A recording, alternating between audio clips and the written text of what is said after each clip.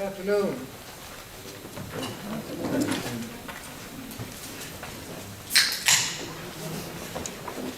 Good afternoon. Good afternoon. And welcome to the briefing on predicting and preventing youth violence. I want to welcome everyone here. Particularly want to recognize the youth from Kids Count who are with us from London. Linda, you want to stand up? Have everyone stand up?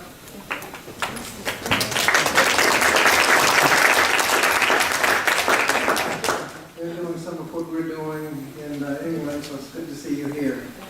In the wake of the Aurora tragedy and tragedies that are playing out every day in some of our cities, we could not be focused on a more important and timely topic. For too long, we've seen these tragedies unfold despite considerable body of evidence, knowledge, and demonstrated competencies that we have to substantially reduce these incidences.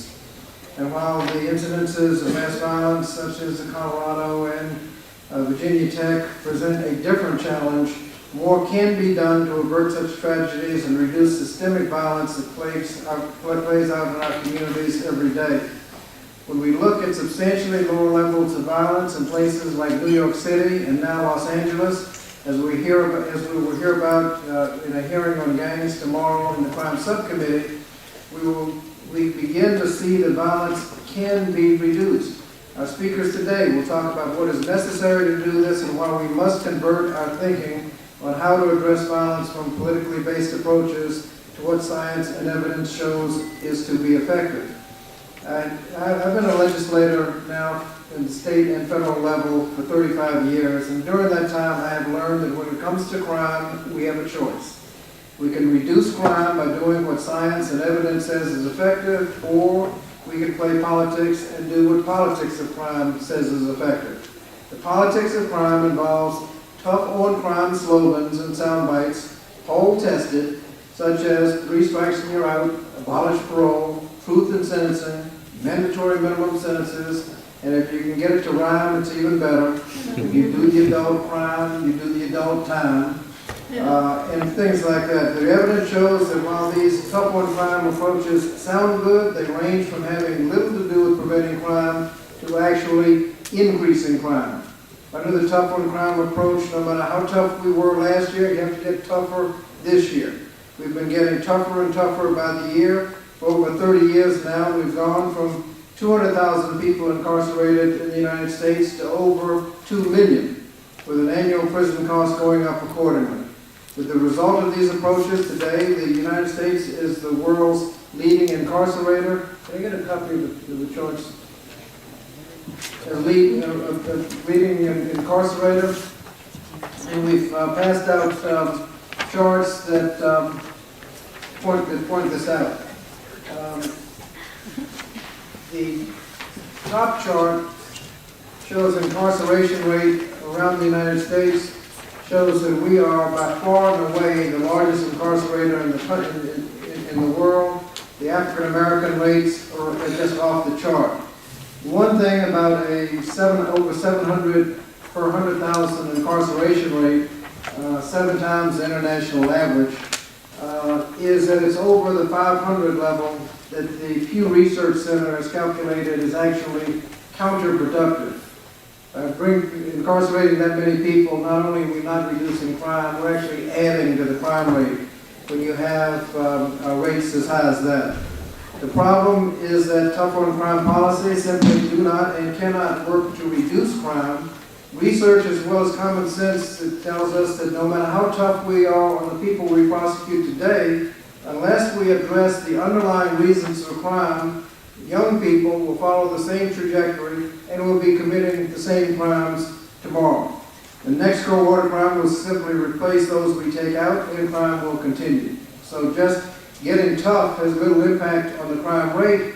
It may be an appropriate response to crime, but you're not going to reduce crime.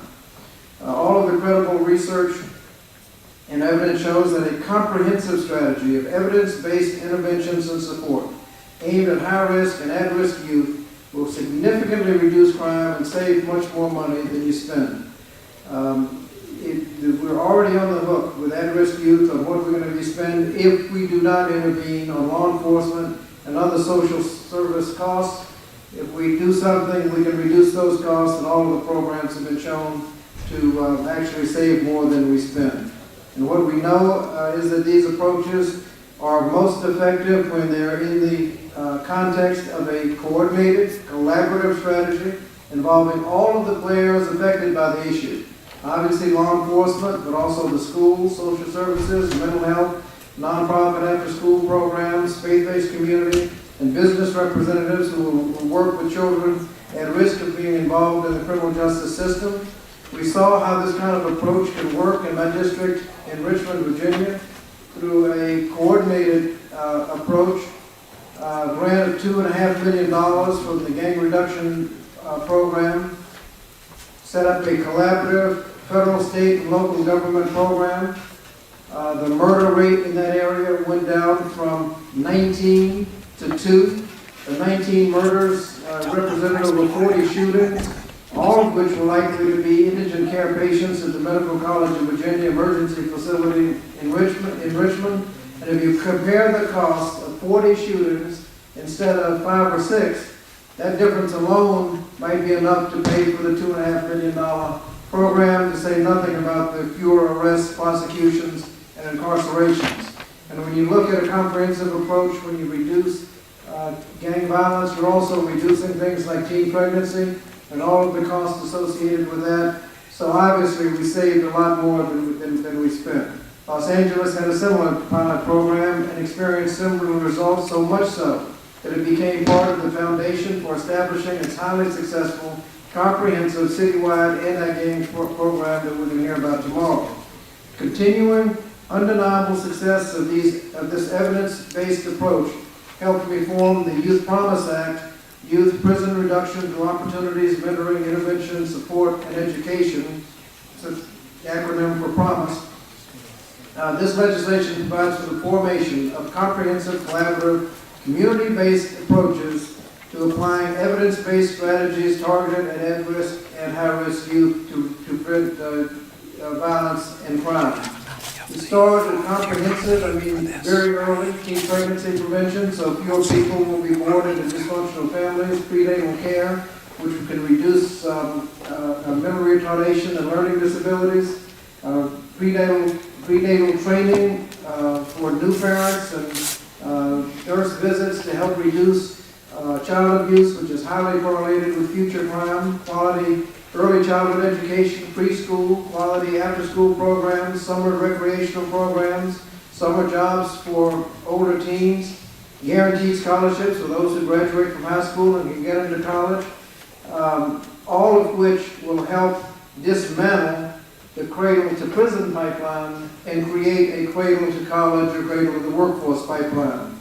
This kind of approach has reduced violence and crime in communities that have been put into play all over the nation, and beyond that, we need to do everything we can to address violence and crime, and these approaches have shown to be extremely effective. Rather than asking whether we can afford to do it or not, the back of the chart shows how much we're wasting in counterproductive incarceration, and in many areas, there are areas of the country where they're wasting the equivalent of about $10,000 per child per year, per at-risk child per year in counterproductive incarceration. We can put that money to much better use. At this time, I'm going to recognize the ranking member, former chairman of the Judiciary Committee, John Conyers, the gentleman from Michigan, for any comments that you would like to make. Thank you, Chairman Bobby Scott, of the former chairman of the Subcommittee on Crime. I want to congratulate you and join you in welcoming the 4 medical people that are here, one of which is a psychologist. And I want to thank everybody for coming. This is a very creative idea of Bobby Scott's, and I really think you ought to give him a round of applause for this.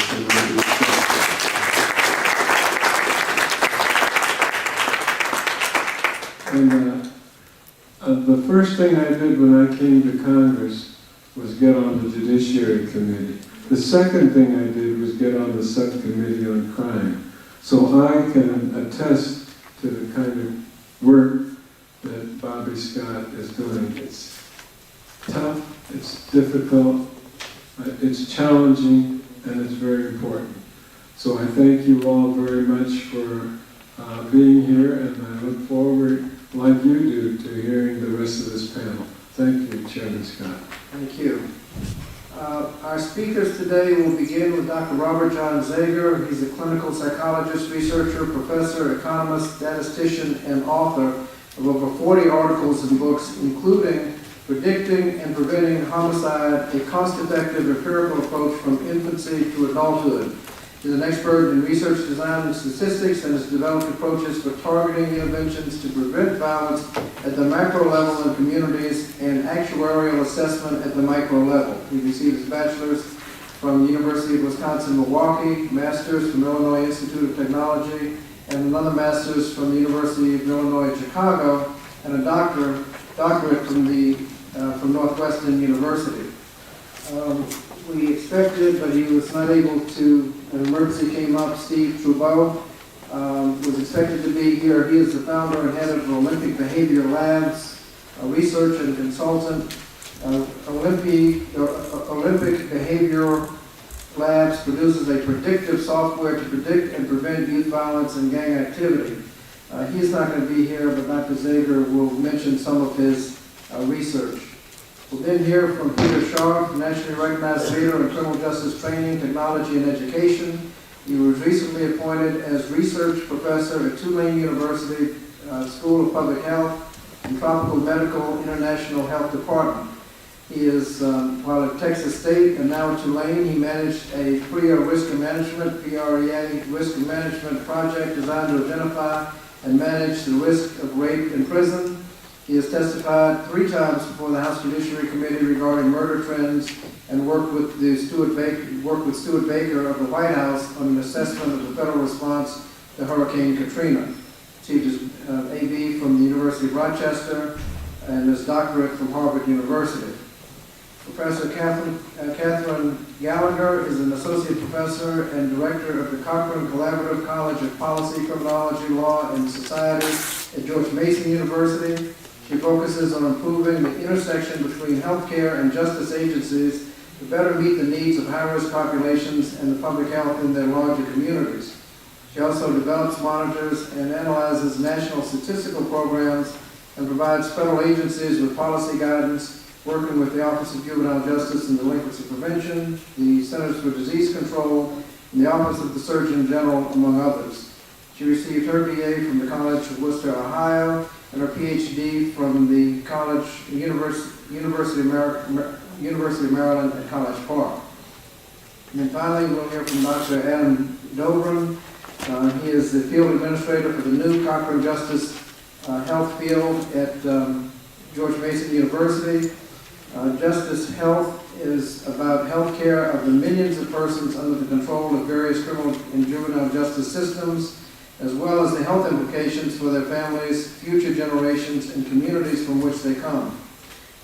Justice Health aims to identify gaps that exist in our understanding and set priorities for approaching the most pressing social and clinical questions pertinent to health care delivery for this population.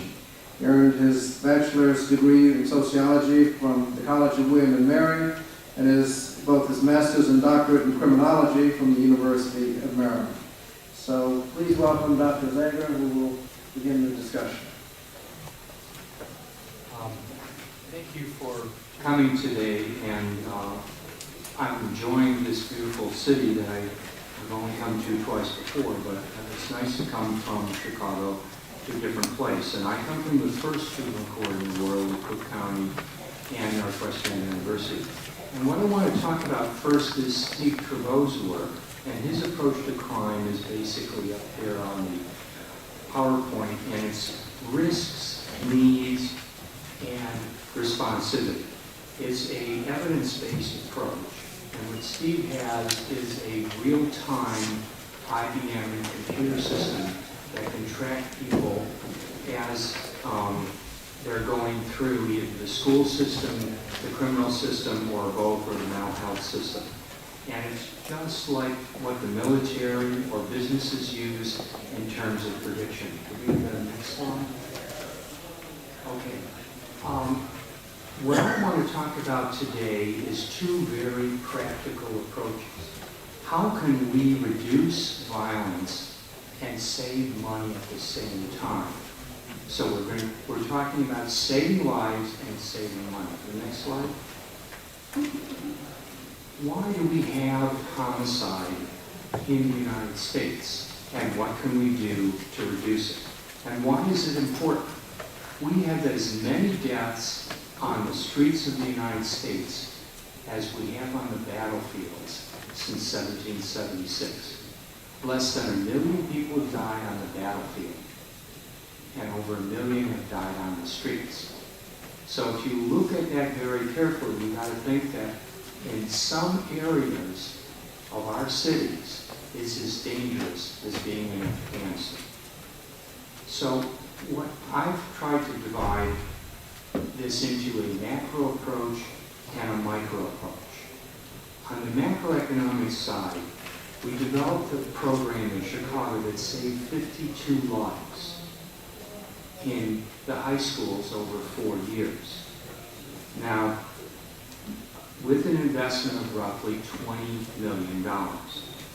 So that's $77 million in Justice Department funds.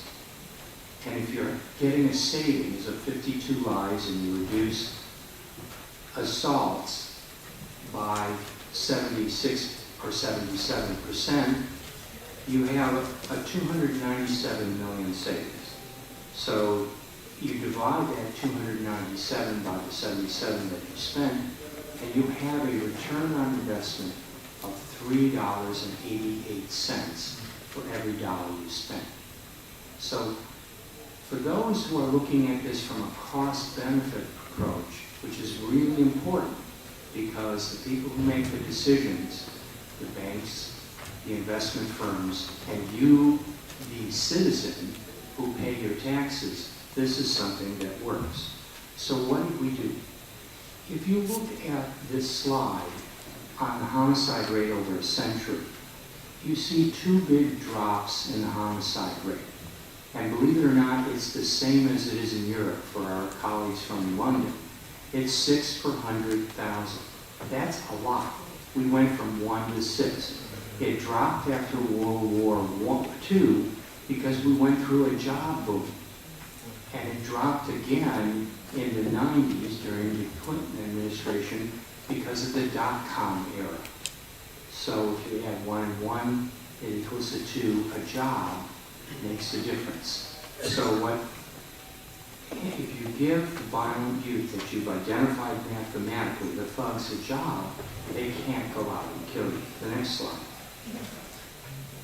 I met with Mayor Daley and his chiefs of staff, Mike Masters and Mary Karen, and we looked at this particular slide.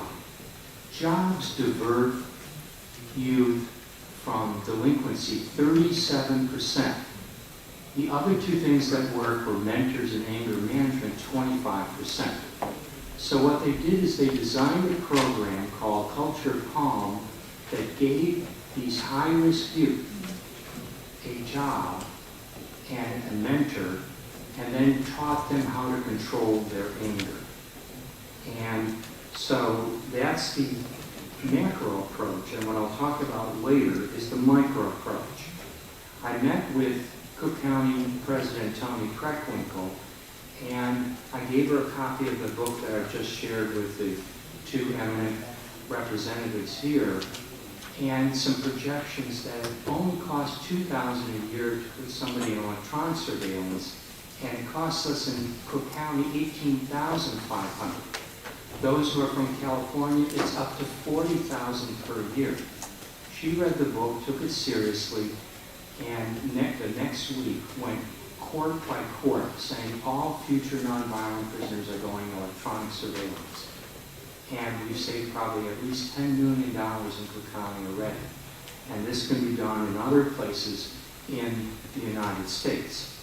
It costs more to go to jail than it is to go to Yale. This is not some ivory tower academic exercise.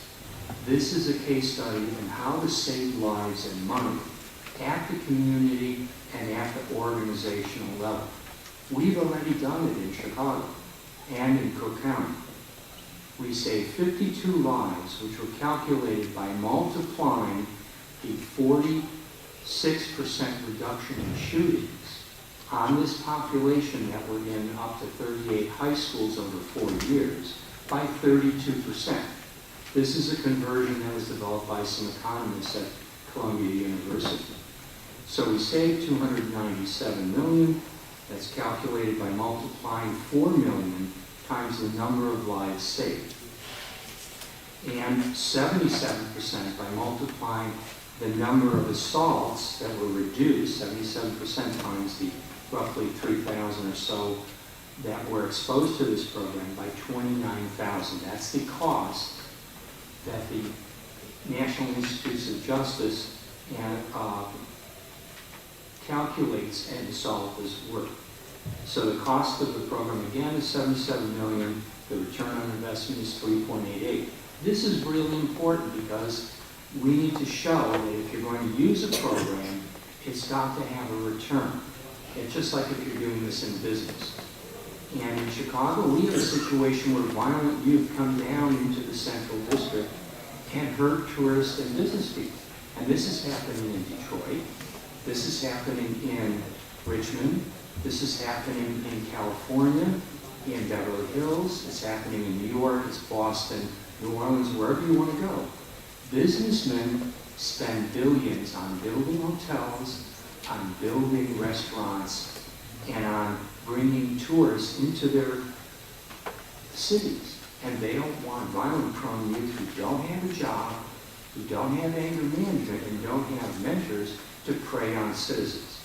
So even if one uses the cost of $1 million, because some people have said, oh gee, a life isn't worth $4.4 million, which I calculate now, you still know that from Harvard professors Skip Viscusi and Galbraith that it's probably worth $2 to $3 million.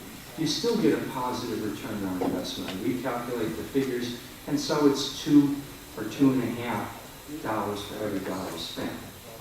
So if we go back to the last slide, you can see why this is important. The homicide rate started at the beginning of the century at 1 per 100,000. Now it's 6 per 100,000. This is a serious issue.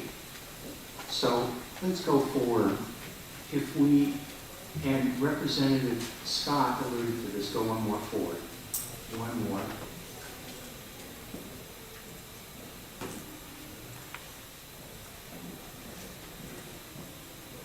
One more.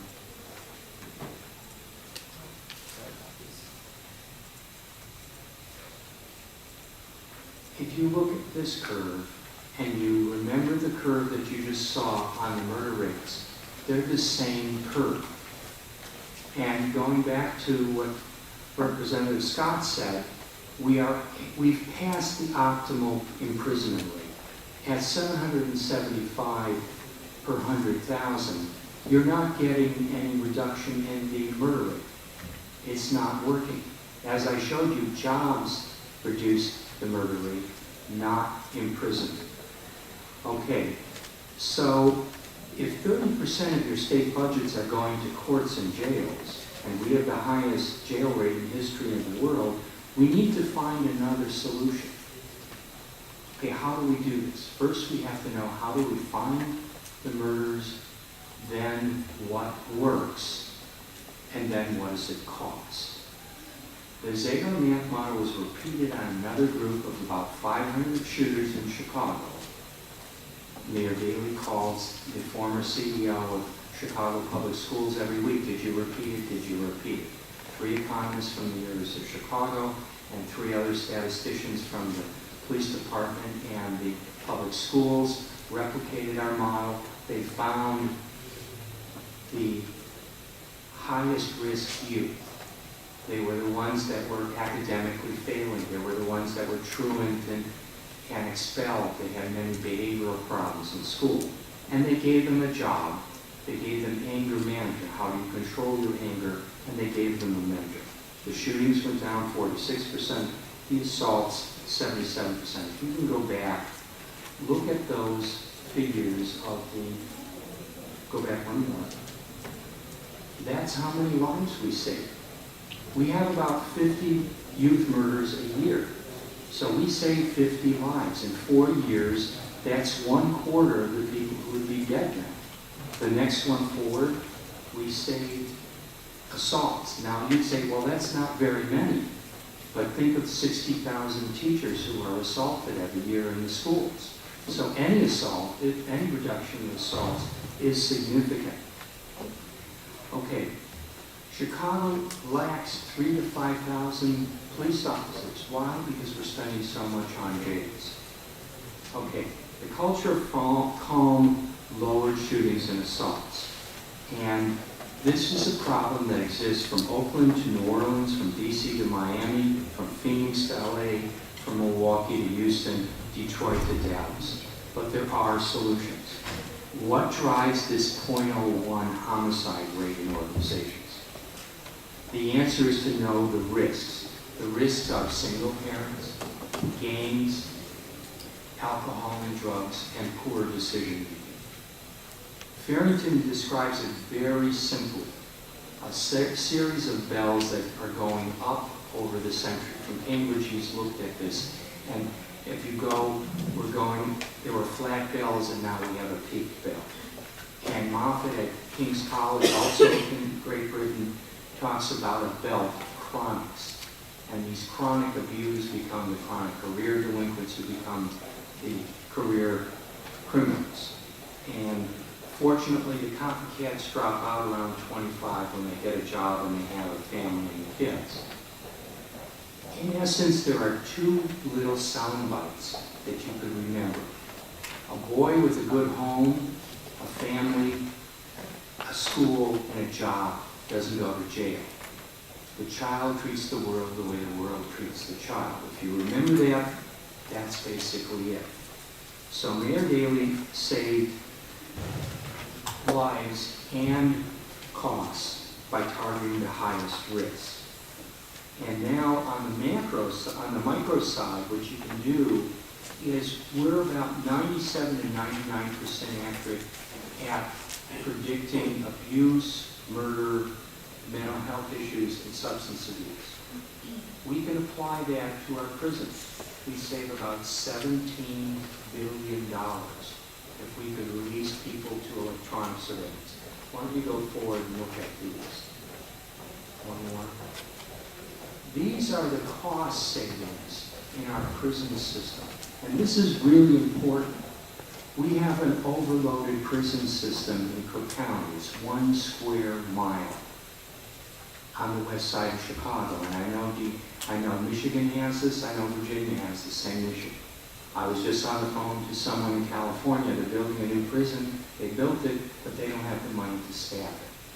We just had to sell a prison in Illinois to the federal government because we didn't have the money to staff it. Look at the prison costs on the left. And the second bar is the cost for the nonviolent prisons.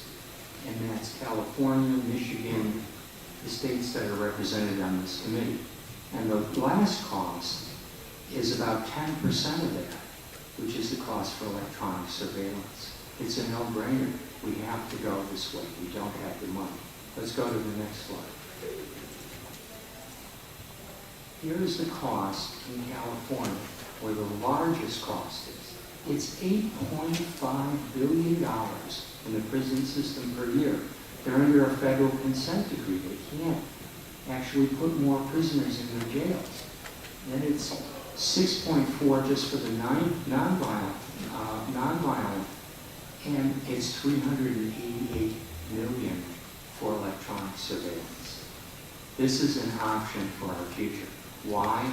We've diverted 30% of our state budgets from infrastructure, from roads, from bridges, We need to be competitive with the Chinese and the Indians and the European Union. And this frees up money for more police on our streets. We're short in Chicago. We're short in New Orleans. We're short in Oakland. We're short all over the country. Let's go to the next slide. Okay, there's some more states. And another one. And it's the same curves everywhere in the country. We did the projections across 50 states with the engineers at Northwestern, and it doesn't matter where you go, the savings are $17 billion across the system. And so crime is expensive. It costs $110 billion a year. Violent crime, $60 billion. You and I are paying the price. We pay for the taxes. We pay the insurance premiums. It's coming out of your pocket. We can mathematically identify people who are violent with regression models at the community level, with simple testing at the organizational level. This thing in Colorado and Aurora did not have to happen. We could have found this individual and got them treatment and medication. I'm absolutely convinced Columbine didn't have to happen. Virginia Tech didn't have to happen. We really need to look at things from a mathematical and scientific approach. And I'm really appreciative that Representative Scott had us here. So basically, if we were to expand this program, this Culture of Calm, to 52 cities, we'd save 2,550 lives and $14.85 billion. That's 600 lives a year and $3.7 billion per year. Giving jobs helps people win elections. For the cost of $1 billion, you're getting about $4 for every dollar you spend. We can move nonviolent prisoners to electronic surveillance and save $17 billion. Thank you for allowing me and my wife Agatha is here to show you that there's hope for others. And I want to thank my relatives and my family who served in World War II, Korea, Vietnam, Desert Storm, and now. And I'm dedicating this talk to Gabby Gifford because I really believe that we can avoid situations like that. Thank you.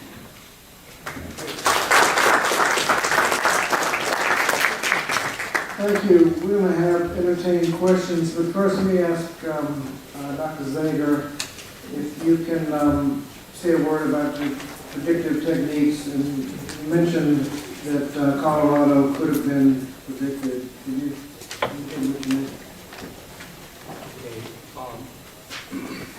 What I really want to do is address again the second part, the micro model approach, because I think it can really address what all the members of the committee are saying. We don't have funds in our various areas, whether it's at George Mason or whether it's in New Orleans, to provide what's needed. And this would free up money in our prison systems specifically and in our state budgets. And the approach is basically this thing didn't have to happen. Okay, we talked about those two soundbites. A young boy with a good home, a school, and a job doesn't go to jail. Perhaps this guy, because he didn't have a job, that's one of the reasons why he did what he did.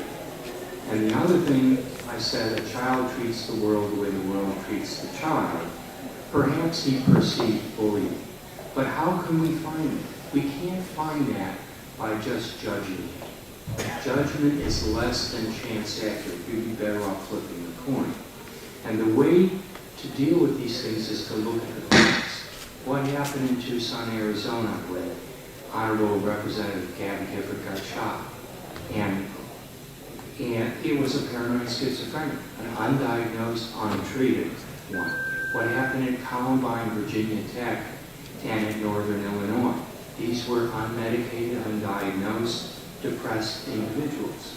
So we can use this business or military risk appraisal and management technique, and we can find the dangerous people.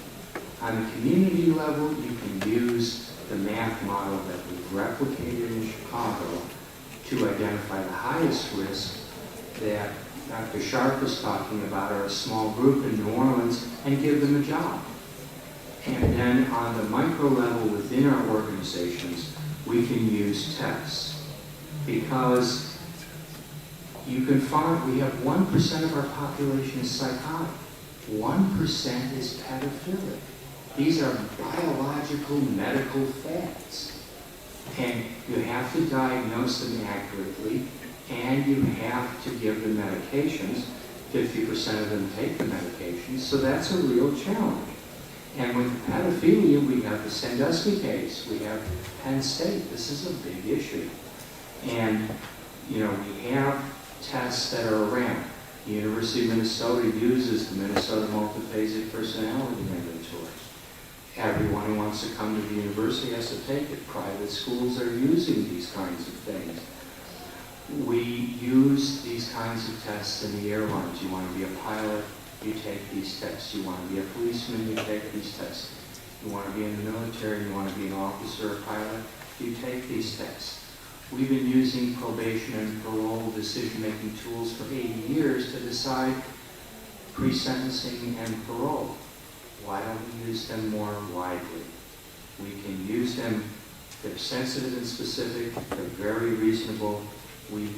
By diagnosing people, we can avoid these kinds of situations.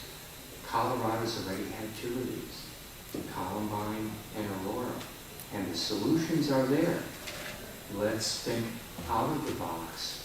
Let's use science.